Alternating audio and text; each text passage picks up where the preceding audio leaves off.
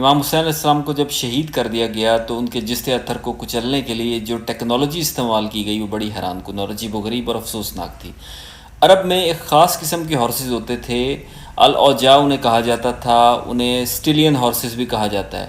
یہ وہ مخصوص گھوڑے ہوتے ہیں کہ جن کا حجم جو ہوتا ہے ایک چھوٹے ہاتھی کے برابر ہوتا ہے، اور ان کا سائز بھی تقریباً ایک انسان 6 فٹ کے انسان سے تقریباً 1.25 یا 1.5 گنا زیادہ ہوتا ہے۔ یہ غیر معمولی ہارسز ہوتے ہیں، بڑے ایکسپینسو ہوتے ہیں، اور یہ عموماً نقل و حمل کے لیے اور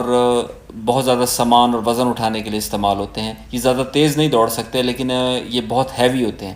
عام گھوڑے کا جو پاؤں ہوتا ہے اس کی ٹاپ کا جو امپیکٹ ہوتا ہے وہ 65 کلو سے 70 کلو کا ہوتا ہے، جبکہ الاوجاع یا سٹیلین ہارس کا جو وزن ہوتا ہے جب اس کی ایک ٹاپ کہیں پڑتی ہے تو 125 سے 140 کلو تک کا وزن کا امپیکٹ ہوتا ہے۔ تو ایسے 10 گھوڑے دائیں جانب سے دوڑائے گئے، 10 گھوڑے بائیں جانب سے، اور امام حسین علیہ السلام کے جسد اطہر کو ٹاپوں کے ذریعے کچلا گیا، یعنی 125 سے 140 کلو کا ایک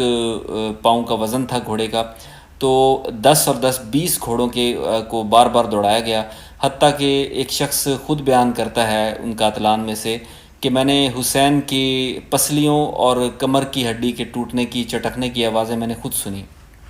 اور پھر عمر ابن سعد جو اس بارے میں بیان کرتا ہے وہ یہ کرتا ہے کہ جس طریقے سے ہم نے کچلا سٹیلین ہارسز کو، ان ہیوی دیوہیکل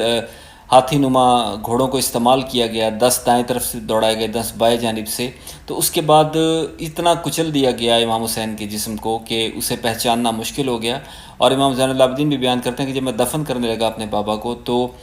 مجھے پہچاننا مشکل تھا کہ ایک حصہ جسم کا اٹھاتا تھا، دوسرا گر جاتا تھا۔ تو یہ ایک افسوسناک واقعہ اور اس حد تک بے رحمی اور